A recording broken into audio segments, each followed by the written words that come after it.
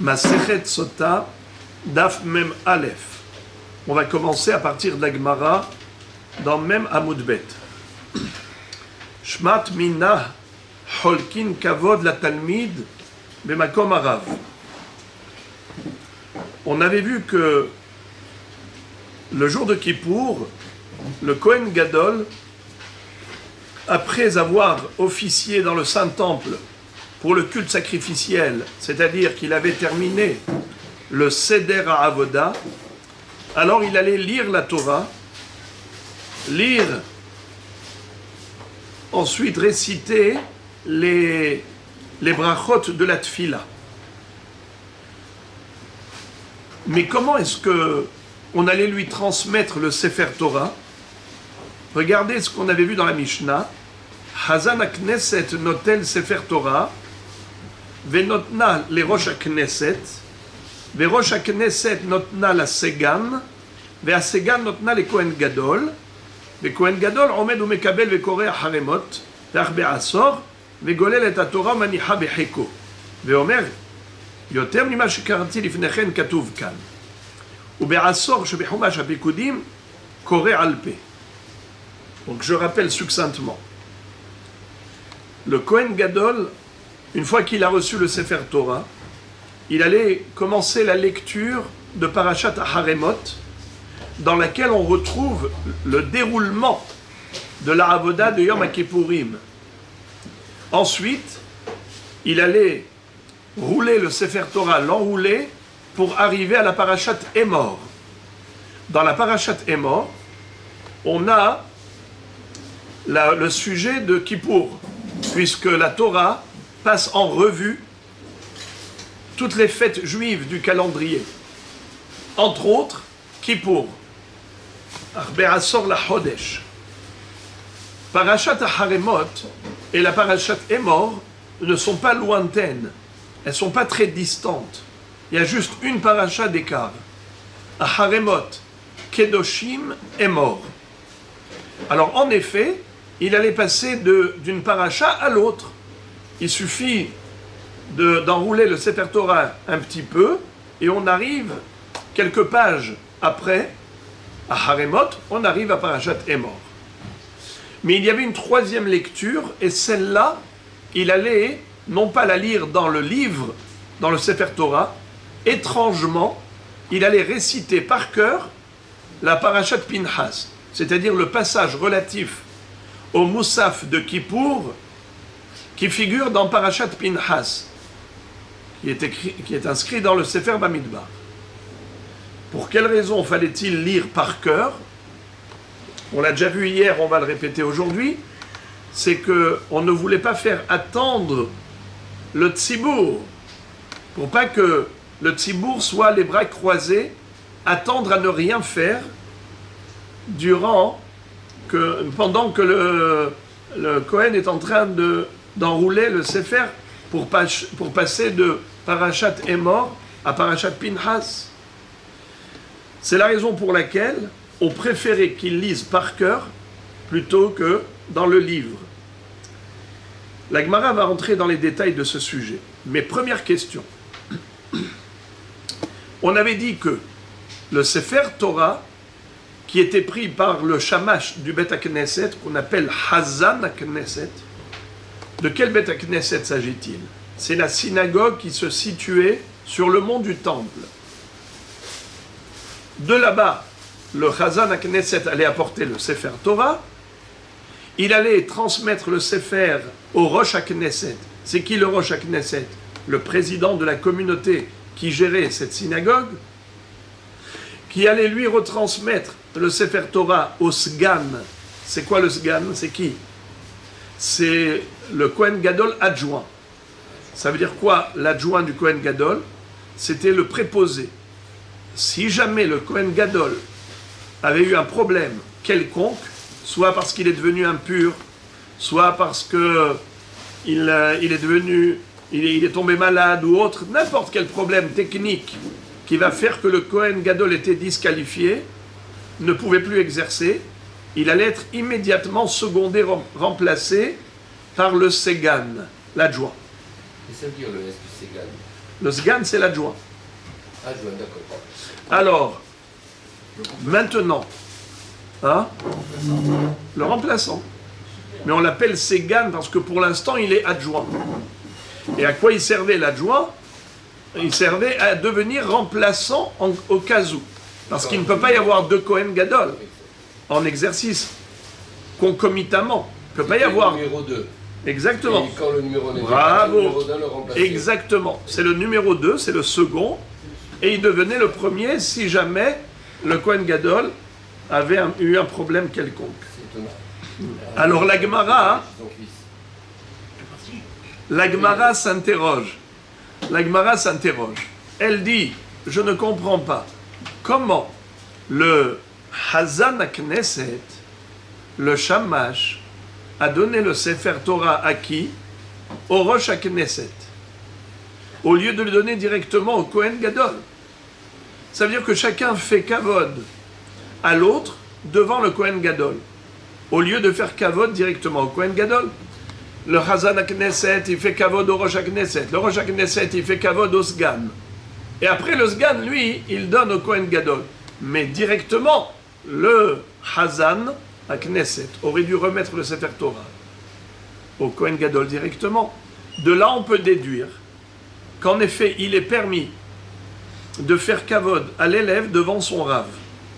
Si par exemple, j'ai un rave et son élève, moi maintenant, je veux faire kavod à l'élève, est-ce que c'est permis ou bien est-ce que c'est une atteinte qui est portée au rave en faisant kavod à son élève devant lui? C'est un débat. La Gemara dit, de là on peut avoir une preuve qu'il est permis de faire kavod à l'élève devant le rave.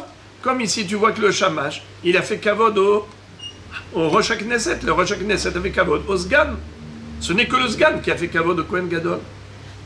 La Gemara dit, ce n'est pas une preuve. On peut très bien dire qu'il est interdit de faire kavod à l'élève devant le rave. Il faut faire kavod au rave, pas à son élève. Mais là, c'est spécial. Le fait de transmettre le Sefer Torah au Rosh Knesset, quand le Shamash le donne au Rosh Knesset, et le Rosh Knesset le retransmet au Sgan, et le Sgan au Kohen Gadol, en fait, indirectement, tout le monde fait kavod de Kohen Gadol. Pourquoi? Parce que c'est pour montrer qu'il y a une échelle hiérarchique. Il y a plusieurs échelons hiérarchiques. Le Shamash, le Rosh, le Sgan, le Kohen Gadol. Du fait que le Kohen Gadol est retransmis de l'un à l'autre, c'est pour justement montrer que lui, il est au sommet de la pyramide. Donc, c'est indirectement du kavod pour lui. Voilà pourquoi on n'a aucune preuve d'ici que Holkim kavod la Talmid bemakomara. Donc, on va le lire dans le texte de la Gemara. Gemara. Shmad mina Holkim kavod la Talmid bemakomara. Peut-on déduire de là qu'on peut faire du kavod au Talmid devant le Rav? Amar Abaye. Abaye réfute en disant Kula mishum kevodo de Kohen Gadol. On peut très bien dire que tout ce protocole, c'était finalement pour faire kavod de Kohen Gadol, justement, en passant par tous les échelons hiérarchiques. Encore. Le Kohen Gadol omed ou mekabel bekoré. La Mishnah nous avait dit que le Kohen Gadol allait se lever pour recevoir en main propre le Sefer Torah dans lequel il allait lire Parashat HaHaremot. La Gemara fait la déduction suivante. Omed Miklal de Yoshev. Miklal de Yoshev, si la Mishnah a dit que le Kohen Gadol allait se lever, sous-entendu qu'il était assis, car s'il était déjà debout, on ne dit pas il se lève. Si on dit qu'il va se lever pour recevoir le Sefer Torah, sous-entendu qu'il était assis.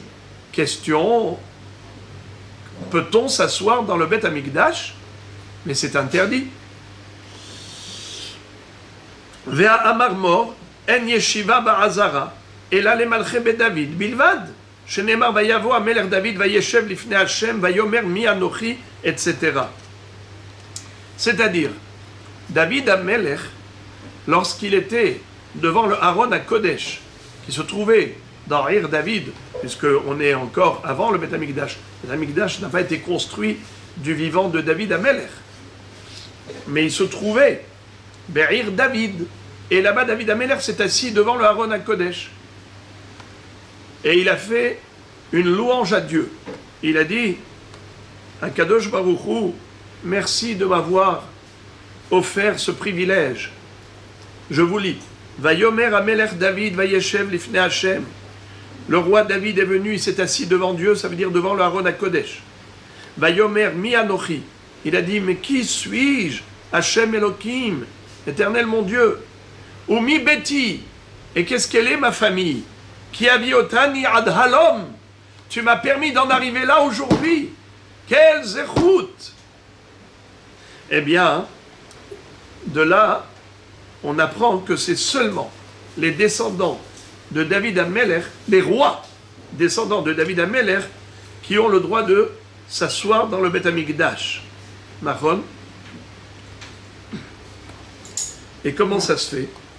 Rashi à Kadosh dit quelque chose de très beau. Regardez Rashi en bas. En yeshiva ba'azara de en kevod shamaim bekach. Ce n'est pas kavod pour Hachem qu'on se permet de s'asseoir devant le Haron HaKodesh. Ba filu malachi hasharet en lahem sham yeshiva. Dirtiv omdim ima'allo. Même les anges n'ont pas le droit de s'asseoir. N'est-ce pas? Ce qui veut dire que devant Akadosh Baruch Hu, on ne s'assoit pas. À part les rois de David Amelech. Pourquoi? Rashi dit Shehalak lehem amakom kavod leharot shemalchuto shelema.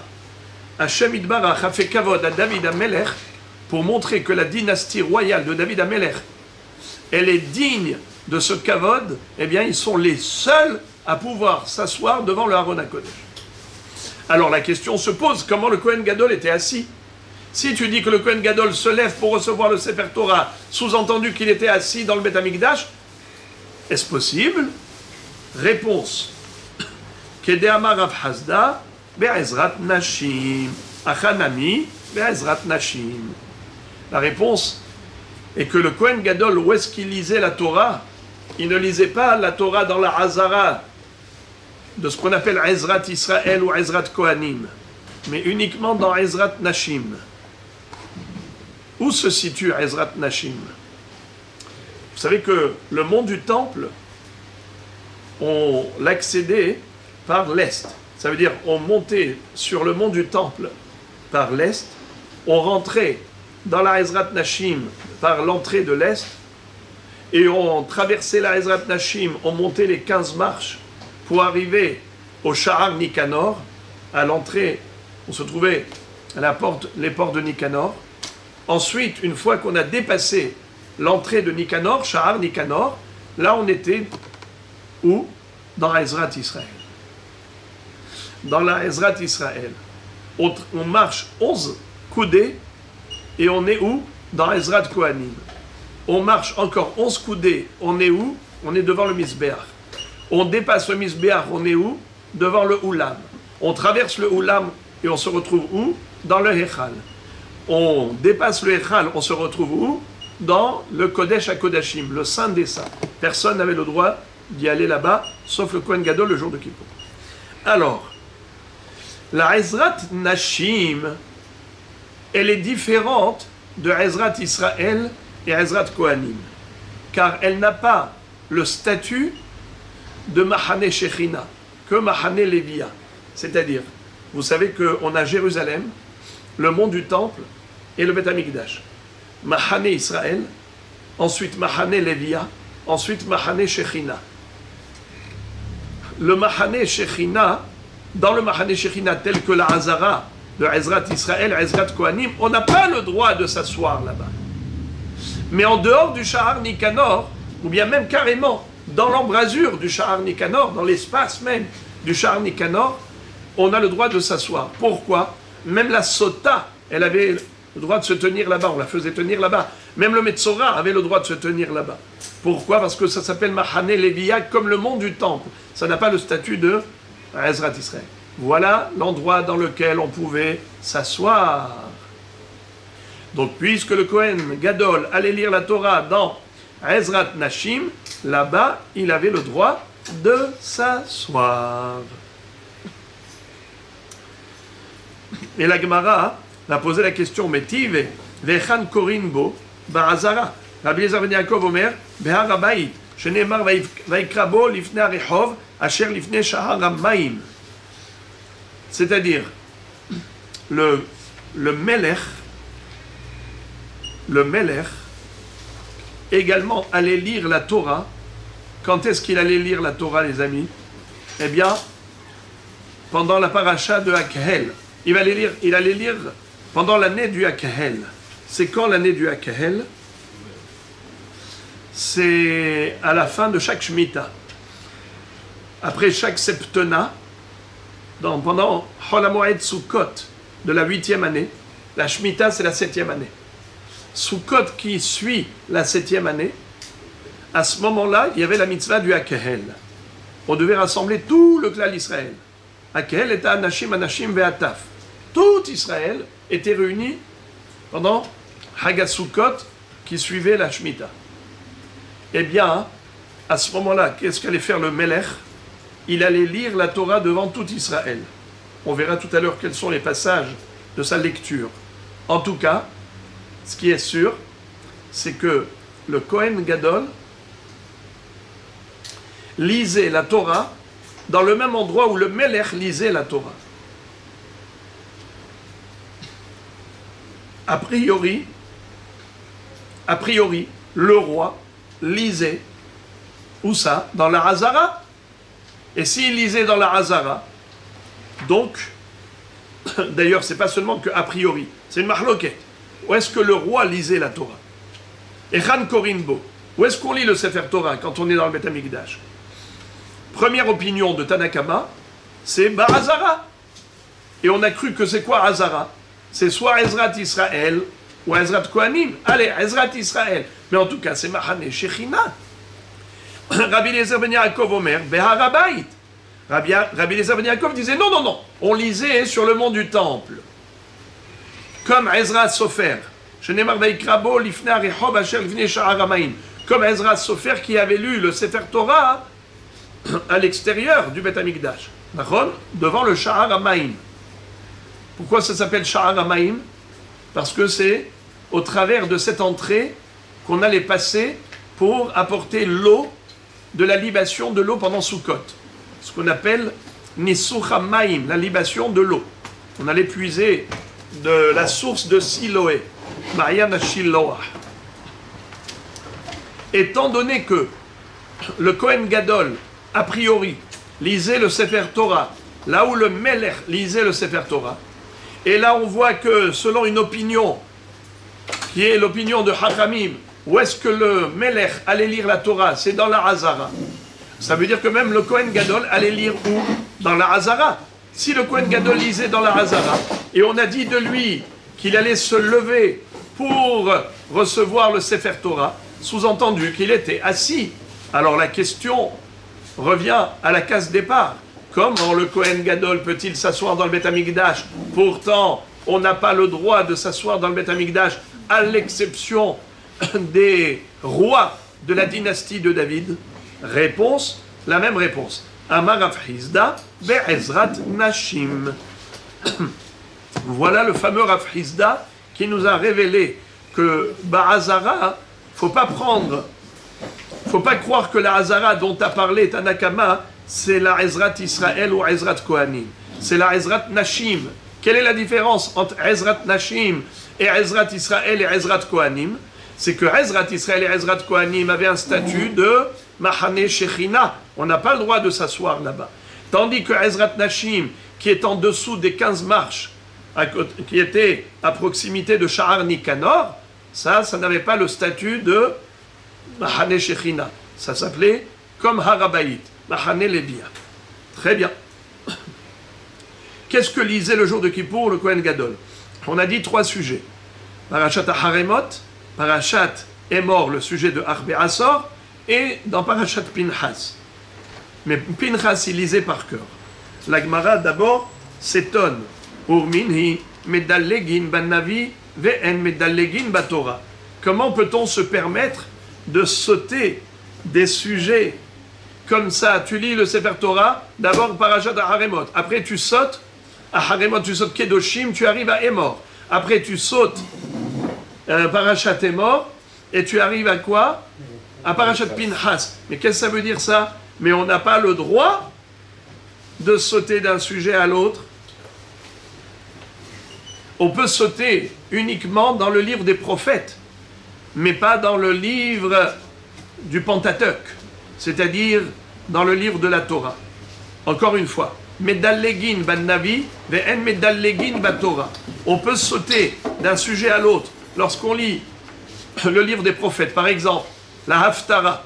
Celui qui lit la Haftara, eh bien la Haftara, elle peut être composée de différents sujets, même si c'est d'un sujet à l'autre. Nachon. Mais pas dans la Torah. Dans la Torah, on n'a pas le droit de sauter. Réponse. Amar Abaye, la Kashia. Kan shifsok aturgeman, kan birde shelo ifsok aturgeman. Quand est-ce qu'on est limité? C'est seulement notre limitation, elle est restreinte à ce qu'on appelle ifsok ameturgeman. À l'époque, la Torah était traduite en araméen.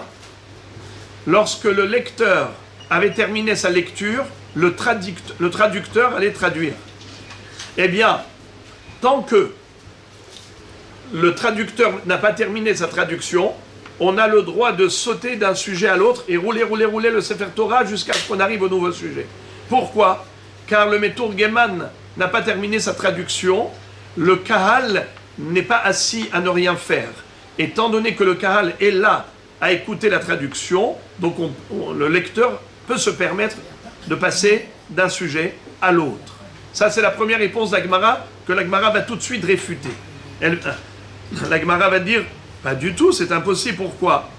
Ve'ala katane medalegin badavi, ve'en medalegin batora, ve'ad kama medalegin, ad kede, shelo ifsok ameturgeman, miklal de betora, klal ou klal. Lo! Ne me dis pas que tant que le meturgeman, tant que le traducteur traduit, alors on a le droit de sauter d'un sujet à l'autre dans la Torah. Quelle est la preuve que c'est faux? C'est qu'on nous dit Medallegin ban Navi, ve'en medallegin bat Torah. On peut sauter d'un sujet à l'autre dans le livre des prophètes, mais pas dans le livre du Pentateuque. Et même concernant le livre des prophètes, c'est uniquement dans la mesure où le Meturgeman n'a pas terminé sa traduction. Mais si le Meturgeman a terminé sa traduction, même au niveau du Navi, on n'a pas le droit de sauter d'un sujet à l'autre pour ne pas laisser le tzibour les bras croisés sans rien faire. Ça veut dire que dans la Torah, quand on a dit En medallegin bat Torah, c'est même pas Berde chez Ifsok Ameturgeman. Berde chez Lo Ifsok Ameturgeman. On n'a pas le droit de sauter du tout d'un sujet à l'autre dans la Torah. Alors la question revient à la case départ. Comment le Kohen Gadol, le jour de Kippour, pouvait-il se permettre de sauter de Parashat Haremot à Parashat Emor? Réponse. Ela Amar Abaye la Kashia. Kan be'inyan echad, kan bishne inyanim. Ça dépend si on est dans le même sujet ou pas. Si on est dans le même sujet, comme par exemple, sauter de Parashat Haremot à Parashat Emor, c'est permis. Pourquoi c'est permis? Parce qu'on est toujours dans le sujet de Kippour. Tant que tu restes dans le sujet de Kippour, alors tu peux te permettre de passer d'un sujet à l'autre dans la Torah. Mais tu n'as pas le droit de passer d'un sujet à l'autre qui n'est pas le même thème. C'est-à-dire, tu peux passer d'une Parashat Haremot à Parashat Emor parce que les deux, ça parle de Kippour. Ce qu'on t'interdit, c'est de sauter d'un sujet à l'autre dans la Torah quand ce n'est pas le même thème. Pourquoi? Et comment ça se fait que pour le Navi, on a le droit? Regardez. Et la Marabaï la Kasha, kan be'inyan echad, kan bishne inyanim. Tout de suite, la Gemara va nous dire quelque chose de très très beau. Quelque chose de très beau. C'est Rashi qui explique très joliment. Il dit que les gens, quand on leur parle d'un sujet, ils aiment rester dans le même sujet. Ils n'aiment pas qu'on saute d'un sujet à l'autre après ils perdent la tête. Ils ne comprennent plus rien. Alors il faut rester concentré sur le même sujet. Alors il nous dit comme ça. Pour ça qu'on pouvait passer de Parashat Haremot à Parashat Emor. Car ça parle de Kippour dans les deux parashiot. Mais au niveau du Navi, on peut passer d'un sujet à l'autre. Pourquoi? Rashi explique la différence entre Torah et Navi. Il dit Torah, c'est des halachot. Voilà ce qu'il faut faire, voilà ce qu'il ne faut pas faire. Navi, c'est du moussar. Quand c'est du moussar, si je fais par exemple du moussar pour la colère, après du moussar pour l'orgueil, après du moussar pour les désirs, ce n'est pas grave. Au niveau du moussar, tu peux passer d'un sujet à l'autre, il n'y a pas de mal. Les gens, ils peuvent retenir. Mais quand tu parles de halakha, reste dans le même sujet. Si tu commences à jongler, après on perd la tête. Ve'atania, ici Ve'atania, c'est pas une question, c'est justement une preuve. Mais d'alegin ba Torah be'inyan echad, on peut sauter d'un sujet à l'autre dans la Torah à condition de rester dans le même thème. Ou ba navi bishne inyanim. Mais par contre dans le navi, on peut sauter d'un thème à l'autre. À condition de ne pas laisser le tzibour les bras croisés à ne rien faire. Il faut qu'il soit en train d'écouter la lecture, soit en train d'écouter la traduction. Le Tourgeman, c'est le traducteur. Tant que lui, il est en train de traduire, alors tu peux te permettre de passer d'un sujet à l'autre dans le Navi. Vous savez qu'à l'époque, le Sefer du Navi, c'était un rouleau de Navi. Donc on roulait d'un sujet à l'autre dans le Navi. Ven medalegin min Navi les Navi. Et il ne faut pas changer de prophète. Tu peux rester dans le cadre du même prophète. Par exemple, Shmuel. Tu es dans le livre de Shmuel. Tu es dans le livre de Ishaïa. Tu es dans le livre de Irmia. Mais ne passe pas de Shmuel à Ishaïa. À condition de rester dans le même Navi. Ou benavi shel shnem asar medalegin. Par contre, dans le Navi qu'on appelle Tre Asar, qui peut me dire que ça veut dire Tre Asar? 12. On a un livre qui s'appelle les 12 prophéties. Étant donné qu'elles sont courtes, on les a mis dans un seul livre. Mais ce sont 12 prophètes. Vous voulez leur nom? Hoshéa, Yoël, Amos, Ovadia, Yona, Micha, Nahum, Habakkuk, Séphania, Haggai, Zecharia ou Malachi.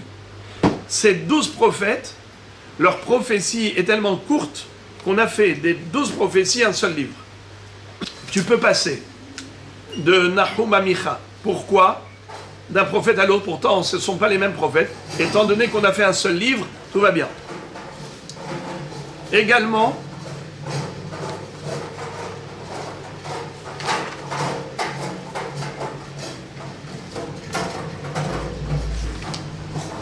Medalegin ou bilvad shelo idaleg misof hasefer tchilato. On a dit dans le même livre du prophète, tu peux sauter, mais à condition que tu ne fasses pas des sauts en arrière.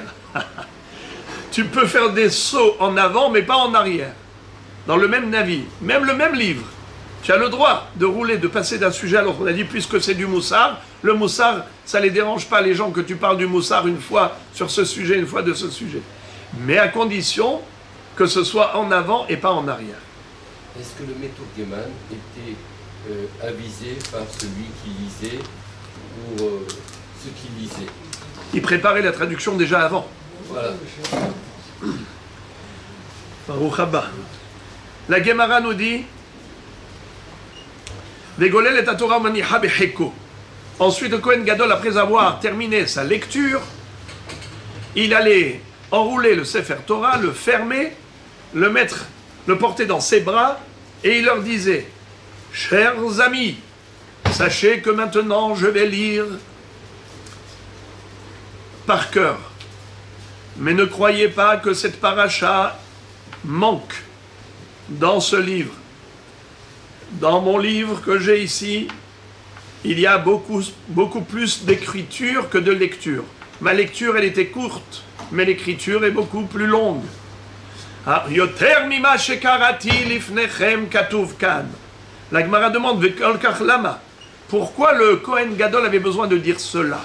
Réponse: Shelo leotzi la'az al Sefer Torah, afin de ne pas critiquer le Sefer Torah. Les gens vont croire que s'il lit la troisième paracha par cœur, ça veut dire que cette troisième paracha, elle n'est pas écrite dans le Sefer Torah.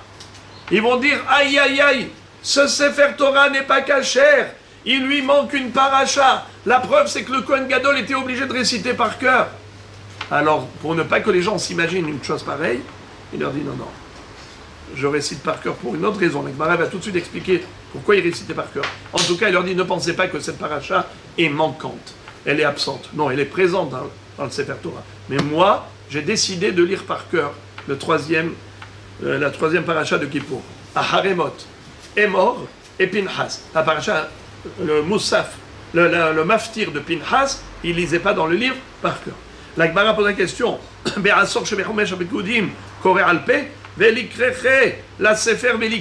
comprends pas pourquoi il lisait par cœur. Il n'a qu'à rouler le Sefer. Il arrive à Parashat Pinchas et il lit le maftir comme tout le monde. Pourquoi lire par cœur? Amar Ravuna bar Yehuda Amar Rav Sheshet les Fishen Golelin Sefer Torah Betzibur.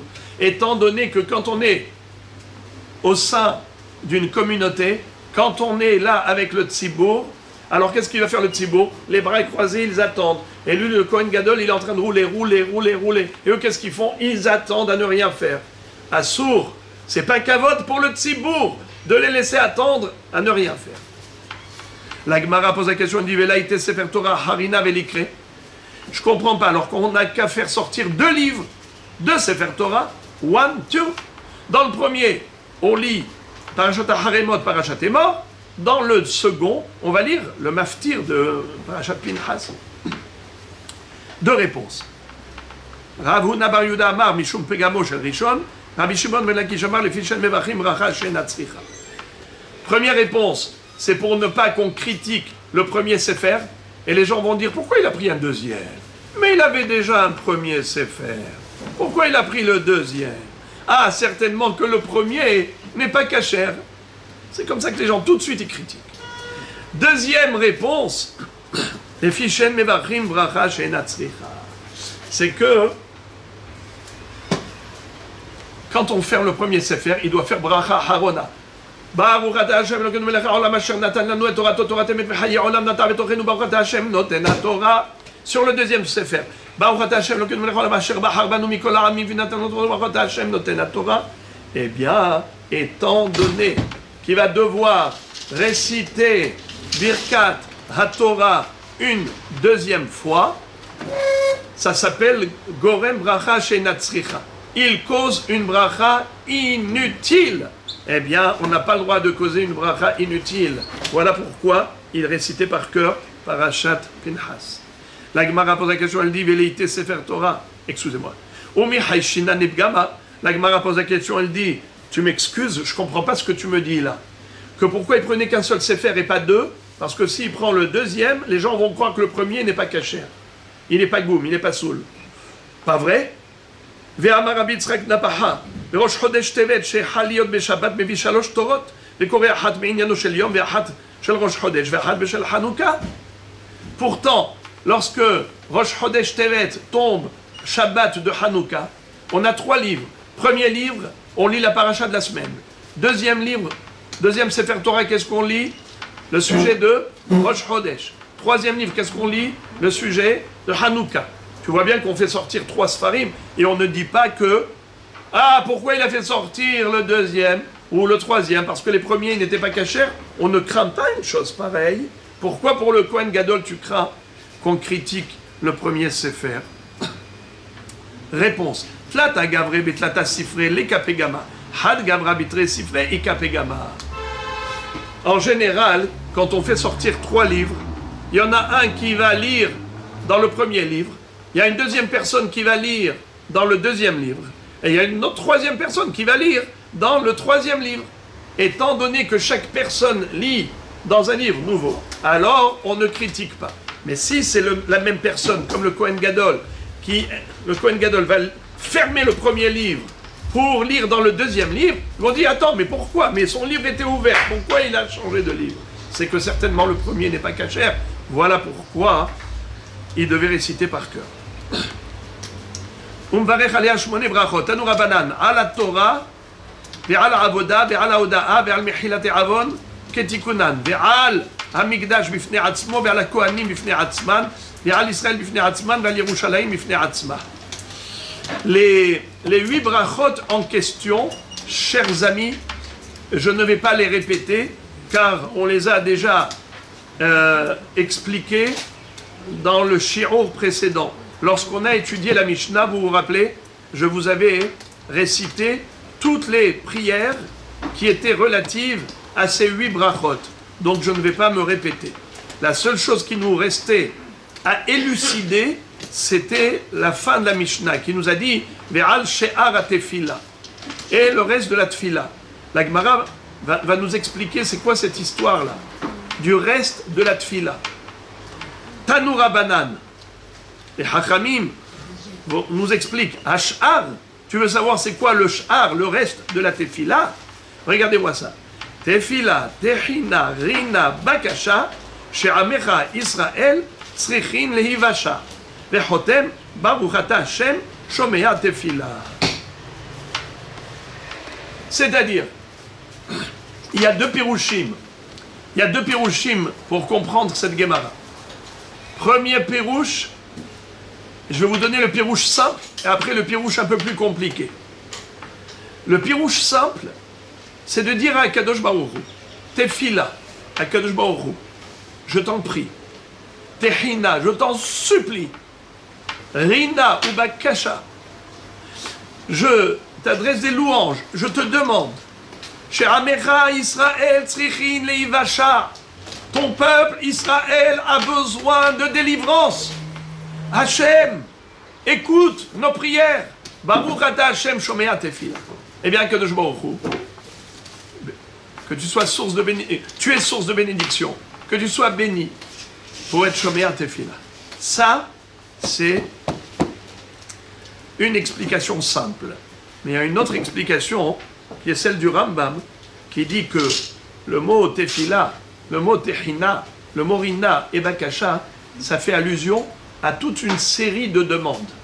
Chaque mot ici, il est relatif à toutes sortes de demandes qui étaient connues, qui étaient des demandes habituelles, classiques, et qu'il fallait maintenant à nouveau les demander le jour de Kippour, et conclure par Baruch ata Hashem shomea tefila. Et la Braïta conclut en disant, qu'est-ce que faisait le peuple juif dans le Beth Amikdash le jour de Kippour, après que le Kohen Gadol ait terminé son sacerdoce, il a officié dans le Saint-Temple, il a terminé le culte sacrificiel, il a même lu la Torah, il a également terminé sa prière, et maintenant qu'est-ce que faisait Am Israël en attendant? Regardez ce qu'il faisait. Vous allez être étonnés, voire choqués. Kol echad ve'echad mevi sefer Torah mi beto ve'korebo ve'kol kach lama kedei le'arot hazuto larabim. C'est que chacun allait apporter le sefer Torah de chez lui, parce qu'il y a une mitzvah pour chacun d'écrire son sefer Torah. Vous le savez que c'est une mitzvah, c'est la dernière mitzvah des 613. Ve'ata kitvu lachem et hashira hazot. Écrire un sefer Torah. Même si on a un sefer Torah de son père, il faut écrire son sefer Torah. C'est pour ça que les gens écrivent des lettres. Pourquoi on écrit une lettre dans le sefer Torah? C'est pour avoir la chance de participer à l'écriture. Eh bien, Moraï Verabotaï, le jour de Kippour, chaque juif allait apporter le sefer Torah de chez lui. Il allait l'ouvrir et lire dans le Beth Amikdash. Et pourquoi faire? Pour montrer chacun le beau sefer qu'il a. Viens voir le beau sefer que j'ai écrit. Il est écrit Ze'eli ve'anveu. C'est mon Dieu. Je vais l'embellir, c'est-à-dire je vais faire des mitzvot avec embellissement. Sefer Torah na'e. Dieu na'e. L'avlam na'e. C'est-à-dire qu'il faut une bonne écriture. Le meilleur sefer Torah. Comme quand on construit sa maison, on essaye de l'embellir. Comme quand on achète une voiture, on veut qu'elle soit belle, n'est-ce pas? Eh bien, les mitzvot, ça doit être encore plus beau que tout. Chacun portait son sefer Torah et se glorifier de la beauté de son sefer. Le'arot hazuto larabim. et c'est comme ça que Kippour allait se clôturer. La question que soulève Rashi, mais comment ils pouvaient transporter un Sefer Torah dans la rue? Mais on n'a pas le droit, le jour de Kippour, de transporter dans le domaine public, comme Shabbat. Yom Tov, on a le droit de transférer des objets du domaine privé au domaine public. Mais Kippour, c'est comme Shabbat, on n'a pas le droit de transporter à l'extérieur, sauf s'il y a Hérouv. Rashi donne deux réponses. La première, il dit qu'il y a une mahloket, à savoir, est-ce que Kippour, c'est comme Shabbat, ou Kippour, c'est comme Yom Tov? Est-ce que Kippour, on a le droit de transporter à l'extérieur comme Yom Tov, ou on n'a pas le droit de le transporter? La halakha, elle est que c'est comme Shabbat, c'est assourd formellement de transporter. Mais il y a une opinion qui disait que c'était permis. Eh bien, cette baraïta, elle va d'après, elle va selon cet avis, selon cette opinion, qui permet de transporter le jour de Kippour. Deuxième réponse, Rashi dit, Yerushalayim, il y avait le Hérouv à Yerushalayim, car lorsque les murailles étaient fermées, c'est-à-dire que les portails de la ville étaient fermés, et donc entre les murailles et les portails fermés, on avait une ville clôturée, donc automatiquement il est transformé en Reshut HaYahid Minatora, et ensuite il faisait le Hérouv et Hatzerot, Shitufei Mevohot, et on avait le droit de transporter intramuros de Jérusalem. Yerushalayim, Eira Kodesh. Eh bien voilà pourquoi c'était permis pour chacun d'apporter son Sefer Torah. Il y a des Mefarshim qui s'étonnent beaucoup que Rashi ait cité en première réponse l'histoire de celui qui permet de transporter à Kippour. Il dit, mais la Gemara, elle a réfuté totalement cette opinion. Elle a dit Berotaï. Alors comment Rashi a cité cette opinion? Mais en tout cas, Rashi a donné la deuxième réponse, qui est la réponse pour nous. Il y avait le Hérouv à Yerushalayim, et c'est comme ça qu'ils ont pu transporter le Sefer Torah.